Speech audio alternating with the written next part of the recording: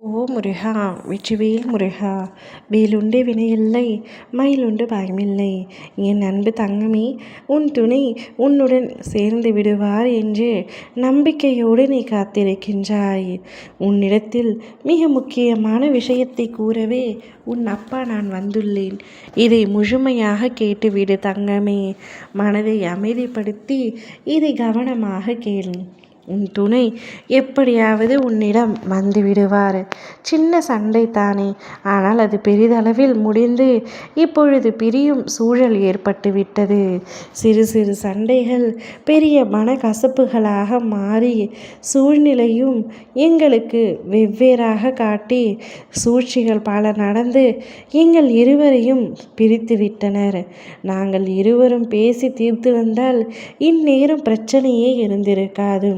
எப்பொழுதோ சமாதானமாயிருக்கும். ஆனால் மூன்றாவது நபர்கள் ஆலோசனை செய்கிறேன் என்ற பெயரில் எங்கள் இருவரின் பிரித்துவிட்டு இப்பொழுது அவரை பிரிந்து நான் தன்னந்தனிமையில் தனிமரமாய் தவித்து கொண்டிருக்கின்றேன். எப்பொழுது என்னை அவர் ஏற்றுக்கொள்வார்? அவர் எப்படியாவது என்னை தேடி வந்து விடுவார் என்ற நம்பிக்கையோடு நான் காத்திருக்கிறேன் என்று நீ கூறுகின்றாய். ஆம் தங்கமே, நீ சொல்வது உண்மைதான். நீங்கள் இருவரும் மனம் விட்டு பேசி தீர்ந்திருந்தால் பிரச்சனைகள் எப்பொழுதோ சரியாயிருக்கும்.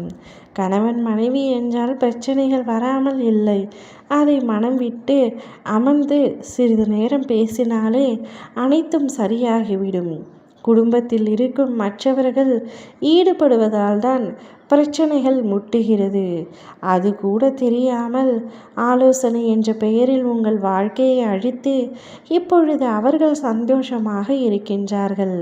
நீ எப்படியாவது உன்னுடைய துணையை விட்டு பிரிந்து செல்ல வேண்டும் என்பதற்காகவே நீங்கள் சண்டை போடும் நேரத்தை பயன்படுத்தி கொண்டு அவர்கள் உள்ளே வந்தார்கள்.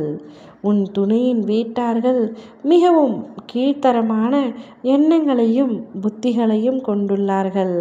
ஆனால் அதுவோ உன் துணைக்கு புரிவதில்லை.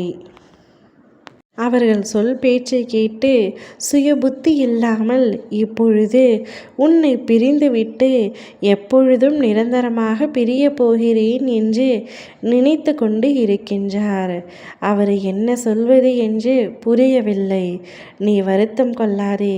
அவர் உன்னுடன் இனி ஒன்றாக இணைந்து வாழ மாட்டேன் என்று கூறிக்கொண்டிருக்கின்றார். இதை கேட்டு நீ அதிர்ச்சியும் அடைக்காதே. உன் அப்பா நான் உன் வாழ்க்கையை அப்படியே விட்டு விட மாட்டேன். அவருடைய மனதில் உன்னோடு இணைந்து வாழ்வதற்கான எண்ணம் இல்லை என்று தான் கூறினேன். ஆனால் எப்படியாவது அவருடைய மனதை மாற்றி உனக்கானவரை உன்னிடத்தில் ஒப்படைத்தே தீருவேன். உணவர் உனக்காக படைக்கப்பட்டவர். யார் என்ன நினைத்தாலும் சரி, சில சமயங்களில் உன் துணையே தவறான முடிவை எடுத்தாலும் சரி, நான் அதற்கு சம்மதிக்க மாட்டேன். என் பிள்ளையான உன்னை தன்னந்தனியாக விட்டுவிட மாட்டேன். எப்படியாவது அவர் மனதை மாற்றி மீண்டும் உன்னிடத்தில் கொண்டு வந்து நிச்சயமாக சேர்ப்பேன். நீ எதை பற்றியும் கவலைப்படாமல் பொறுமையாக காத்து கொண்டிரும். பொறுமை மட்டுமே உன்னுடைய பலமாக இருக்க வேண்டும். நீ காத்திரு. அவராகவே நிச்சயம் உன்னை தேடி வருவார். ஓ முருகா! வெற்றிவேல் முருகா!